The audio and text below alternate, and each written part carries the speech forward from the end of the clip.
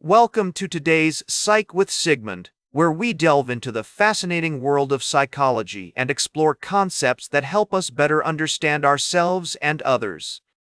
I'm your host, Sigmund, and today we're going to talk about impostor syndrome, a psychological phenomenon that affects millions of people worldwide.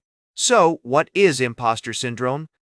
In simple terms, it's a feeling of inadequacy or phoniness, where individuals doubt their accomplishments and fear being exposed as a fake.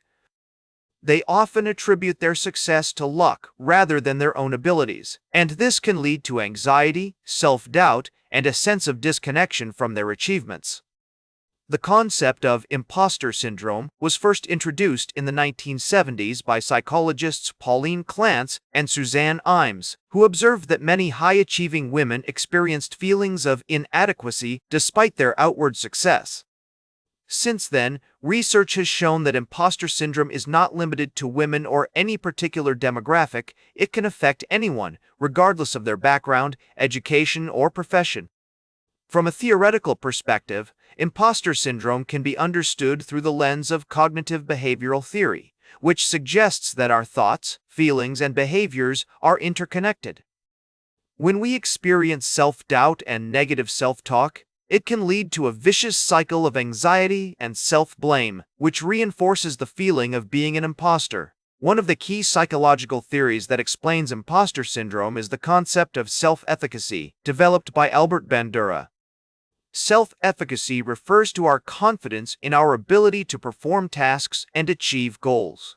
When we experience impostor syndrome, our self-efficacy is compromised, leading to a lack of confidence in our abilities and a fear of failure. Research has also shown that impostor syndrome can be linked to other psychological concepts, such as perfectionism and the fear of failure. Individuals who struggle with impostor syndrome often set unrealistically high standards for themselves, which can lead to feelings of inadequacy when they fail to meet these expectations. So, how does impostor syndrome manifest in real life? Let's consider an example. Meet Emily, a successful entrepreneur who has built a thriving business from scratch. Despite her outward success, Emily often feels like a fake and worries that others will discover her lack of expertise. She attributes her success to luck rather than her own abilities and fears that she'll be exposed as a failure. Therapeutic approaches, such as cognitive behavioral therapy, can be effective in addressing impostor syndrome.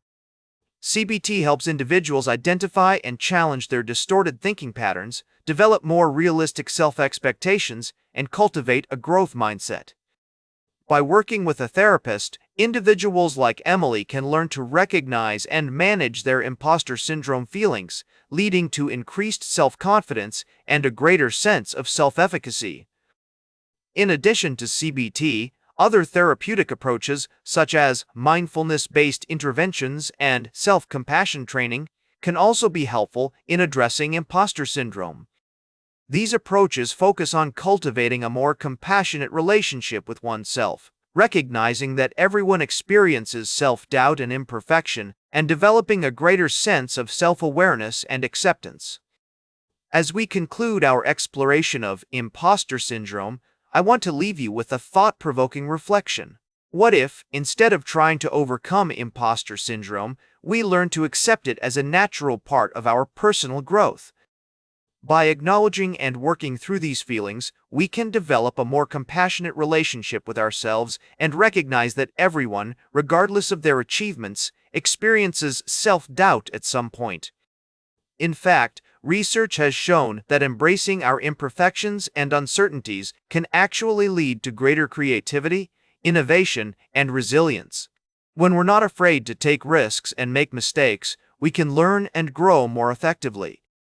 So, the next time you feel like an imposter, remember that it's okay to not have all the answers, and that your feelings of inadequacy are a normal part of the learning process.